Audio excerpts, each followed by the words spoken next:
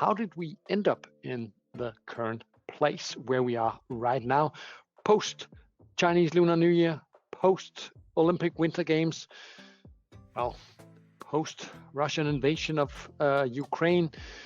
There's plenty of risks to be aware of out there, and what monitoring, analyzing, understanding the markets will do for you is to be better capable of handling all those risks that come right at you, left, right, and center on a daily, weekly, monthly basis. No more, in order to be able to handle it at the peak of your abilities. Very much so, it's peak season for the negotiations on Far East to Europe.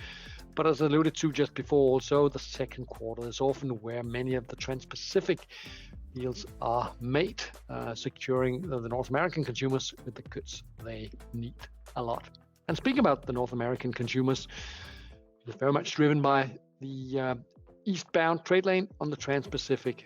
The American consumers are still red hot using their credit cards, buying, especially from the Far East, a lot of containerized goods. We have, for the first time, only seen a ratio between inventories and retail sales that is less than 1. Normally that sits at approximately 1.4 on average, give or take, depending on seasonality. Right now, it means that US retailers do not even have on the shelves, in inventories, on store, goods enough to sell for a whole month.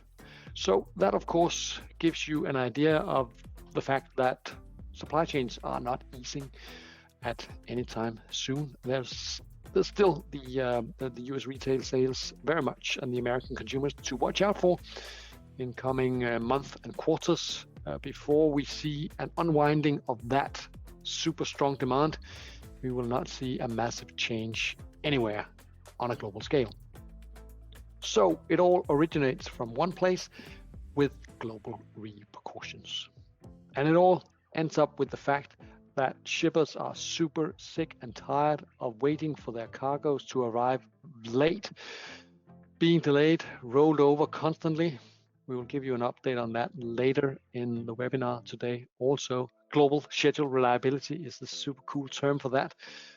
And I can say without hesitating that having a global schedule reliability right now at 32% is appallingly low.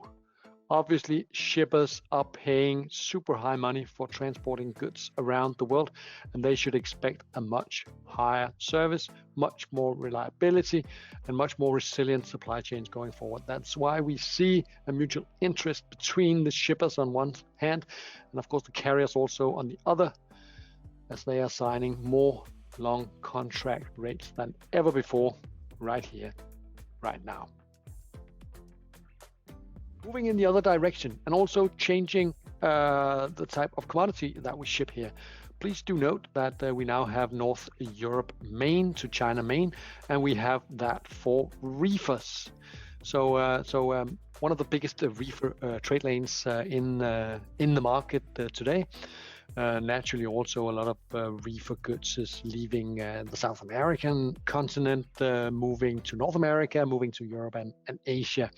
But today I have decided to show you the stable development for the spot market on reefers, but also a reefer market which is of course under pressure.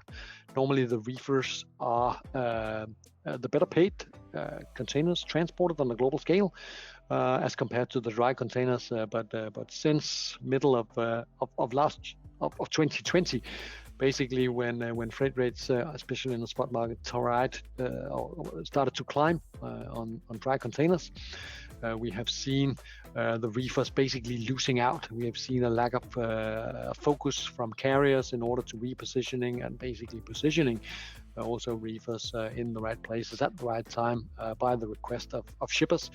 So obviously many of you out there doing deals and businesses and perishable goods have been struggling to make sure that the equipment was there at the right point in time when you needed to ship your goods.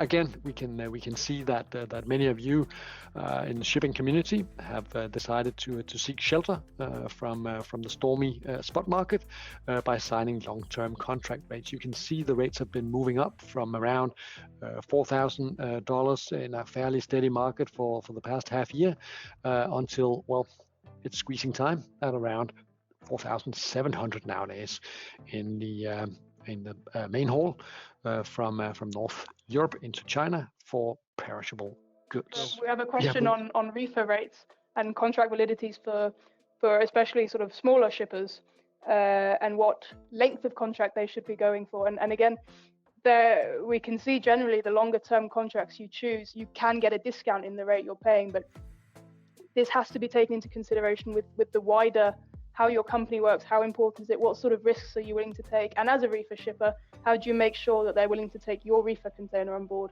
rather than a dry box, which these days can earn them just as much as something else without causing the same problems of repositioning the reefer box. So getting hold of the equipment and making sure you have the capacity is just as important, if not more so, depending on who you are, than what price you actually negotiate. And that's again a discussion you have to have with the carriers. What can they promise you in terms of capacity, not just for this year, but also for next year if you're looking to sign 2-year contracts? Are they going to be index linked? All those kinds of considerations. Where there isn't an answer that fits everybody, it's very much up to what your priorities are.